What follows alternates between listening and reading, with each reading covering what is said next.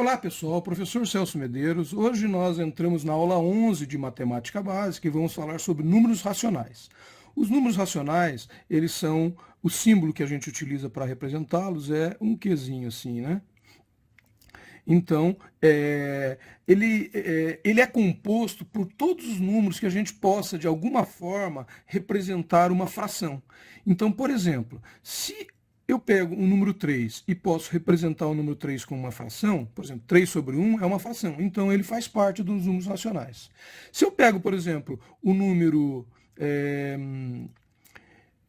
1 divididos por 2. 1 divididos por 2 é a mesma coisa que 0,5, não é mesmo? Então, todo número que tem uma vírgula e é exato, ou seja, 0,5 não tem continuidade aqui, ó, não tem continuidade. Então, esse número, sendo exato, ele também é considerado um número racional. Todo número que tem uma dízima periódica, por exemplo, se eu pego aqui, ó, 1 divididos por 3. 1 divididos por 3 não é a mesma coisa que 0,3333 e esse 3 vai infinitamente. Isso é chamado dízima periódica. Todo número que é uma dízima periódica pode ser representado por uma fração. Então, se ele pode ser representado por uma fração, ele faz parte do conjunto dos números racionais, certo? Então, toda a dízima periódica. Professor, não me lembro muito bem como é que é a dízima periódica. Bom, a dízima periódica é quando você tem, depois da vírgula, uma repetição de algarismos. Aqui, no caso, o algarismo que repetiu é o 3, ó, 3, 3, 3, 3, etc. Mas nada me impede de eu ter uma repetição de algarismos assim, por exemplo, 0,45, 45, 45 e etc.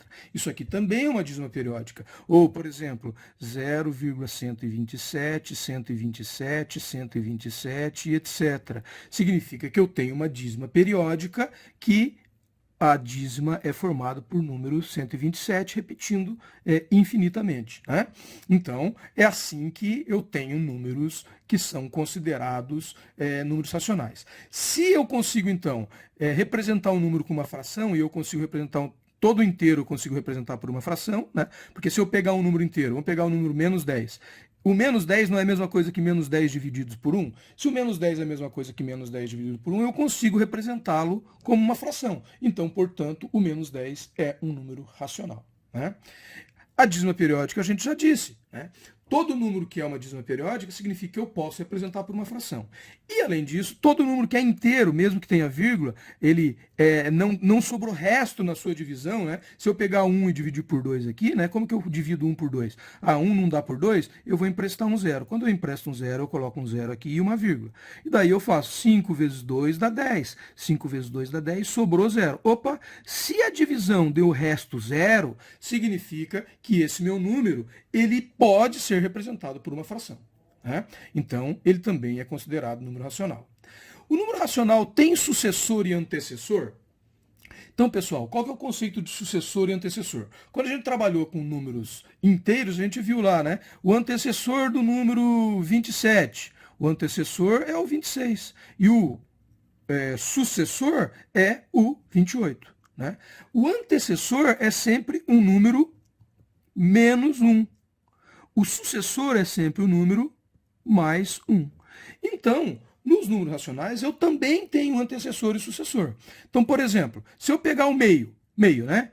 Quem que é o antecessor do meio? O antecessor do meio é o meio mais 1. Meio mais 1 é igual a 3 meios. Né? Se eu pegar o meio e somar 1, vai dar 3 meios.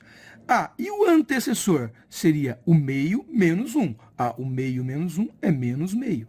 Então, o antecessor de meio é menos meio. E o sucessor de meio é 3 meios. Então, existe o sucessor e o antecessor. Eu só tenho que somar 1 ou diminuir 1, dependendo do que eu quero. Se eu quero o sucessor e aquele que vem depois, eu vou somar 1. Se eu quero o antecessor, eu vou diminuir 1. Ok? Como que eu leio e escrevo um número racional? Normalmente, como o número racional ele faz parte de uma fração, eu vou ler mais ou menos assim, né? 1 sobre 2, ou 1 divididos por 2, ou aqui eu poderia ler a metade de 1, seria uma forma de ler esse número, né? Se eu falo, por exemplo, 3 quartos, como que eu escreveria 3 quartos? Olha, 3 divididos por 4. né? Então, eu consigo ler e escrever esses números racionais, né? Se eu falo assim, 50 divididos por 25 avos. Então, aqui eu tenho 50 e vou dividir por 25 partes, né? Então, eu consigo escrever e ler números racionais. A pergunta: todo número natural é racional? Bom, relembrando, quem que são os números naturais? Os números naturais, eles são formados pelo 0, 1, 2 e assim por diante, infinitamente. Bom, se eu consigo representar o número zero com uma fração, ele seria racional. Eu consigo representar o número zero com uma fração? Se eu pegar o zero e dividir por 1, vai dar igual a zero? Vai. Então eu consigo representá-lo por uma fração. A mesma coisa eu consigo com 1, com 2 e com todos os outros números. Então, todo número natural é racional, né? Agora, todo número inteiro é racional? Qual que é a diferença do inteiro para os naturais? É que o inteiro também tem os negativos, né? Então, os números inteiros, como a gente já viu nas aulas anteriores, ele é composto por menos 3, menos 2, menos 1, 0, 1, etc. Ou seja, esse número inteiro aqui, ele tem todos os números naturais mais os números negativos inteiros, certo? Então, eu posso dizer que todo número inteiro é natural, né? Todo número inteiro é racional. Todo número inteiro é racional. Por quê?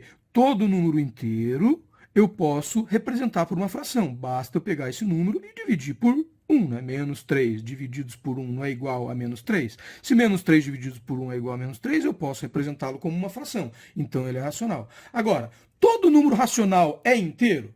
Não, né, pessoal? Por quê? O meio nós chegamos à conclusão que ele é racional, não é? Se ele é racional, ele é inteiro? Não, eu não tenho meio aqui no inteiro. Então, nem todo número racional é inteiro. Eu tenho alguns números racionais que são inteiros, mas nem todo número racional é inteiro. Disso eu poderia fazer um desenho rápido aqui, que é o seguinte, olha, eu tenho o conjunto dos números naturais. Esse aqui, é o meu conjunto dos números naturais, certo? Daí, eu tenho o conjunto dos números inteiros. Esse conjunto está aqui, os números inteiros. Veja que os números naturais fazem parte dos números inteiros, mas nem todos os números inteiros são naturais. Da mesma forma, eu poderia fazer nesse conjunto aqui, os números racionais. Os números racionais estão aqui. Então, todos os números racionais que estão aqui, eles não são inteiros, mas todos os números inteiros são racionais. Veja, um número que tiver aqui, ele é inteiro, mas não é racional.